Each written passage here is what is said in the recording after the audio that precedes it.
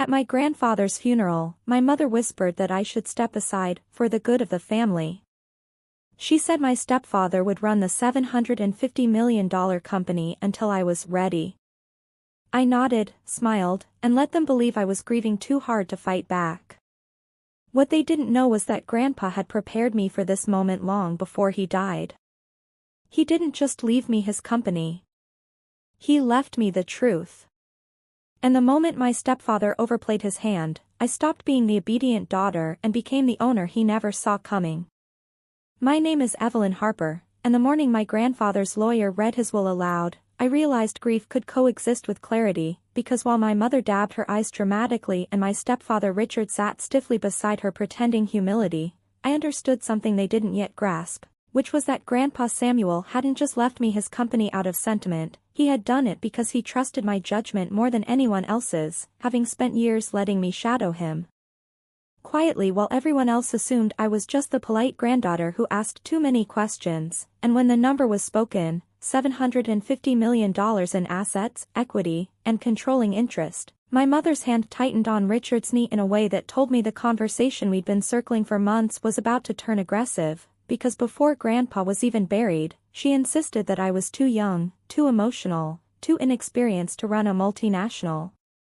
manufacturing firm, ignoring the fact that I'd been working there since college, had overseen 2 successful acquisitions, and knew the regulatory landscape better than half the board, but she framed her concern as love, the way she always did, and said it would be safer if Richard took over as interim CEO while I found my footing, even though Richard's experience consisted mostly of running small real estate partnerships into mediocrity, and I said no calmly, which she interpreted as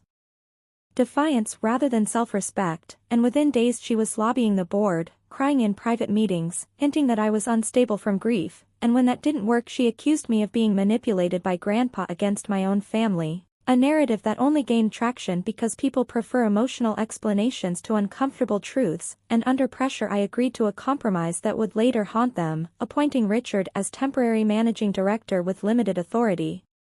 While I retained final approval on contracts, believing transparency would protect me, and for the first few weeks he behaved, attending meetings, deferring politely, acting grateful, until confidence turned into entitlement and he began overriding department heads, dismissing long-standing advisors, and pushing through deals that smelled wrong, and when I objected he told me privately that legacy companies needed a man's decisiveness, a phrase I archived mentally alongside every other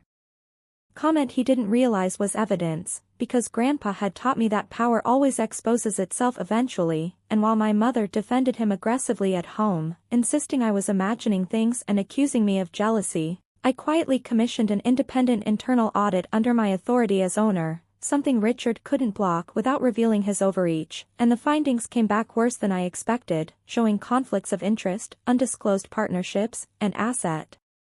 transfers routed through shell entities tied to his former associates, and when I confronted him with the report he laughed, genuinely laughed, and said the board would never side with the daughter over the husband, and that was the moment I stopped negotiating emotionally and started preparing procedurally, because influence fades when documentation enters the room, and I scheduled a special board meeting, circulating the audit findings with legal commentary and Grandpa's personal addendum to his will, which most people didn't know existed, a letter explaining his decision to bypass my mother entirely, citing Richard by name and warning that he lacked the integrity required to steward the company, and when the meeting convened my mother arrived confident, already rehearsing her disappointment speech, but that confidence fractured as directors read silently, faces tightening, flipping pages faster, and when Richard tried to interrupt he was asked to sit down, and I spoke once, not emotionally, not defensively, simply outlining the evidence and reaffirming my commitment to the company's long-term stability, and the vote that followed removed him immediately, froze questionable accounts, and reaffirmed my authority unanimously. And my mother's reaction wasn't anger but disbelief, as if betrayal made more sense than accountability, and afterward she accused me of humiliating her, of choosing money over family, but what she never acknowledged was that she had made that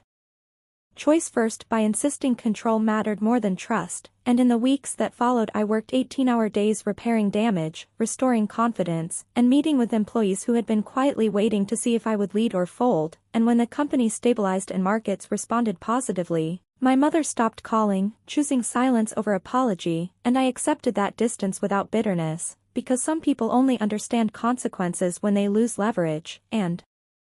years later, when journalists asked about the transition, I said simply that leadership isn't inherited, it's proven, and Grandpa's company thrived not because of revenge or drama, but because systems function best when those in charge respect them. And the irony my mother never escaped was that her insistence on control accelerated the very outcome she feared, because had she trusted me, Richard would have faded quietly into irrelevance, but by pushing him forward she forced the truth into daylight, and daylight, unlike loyalty, doesn't bend.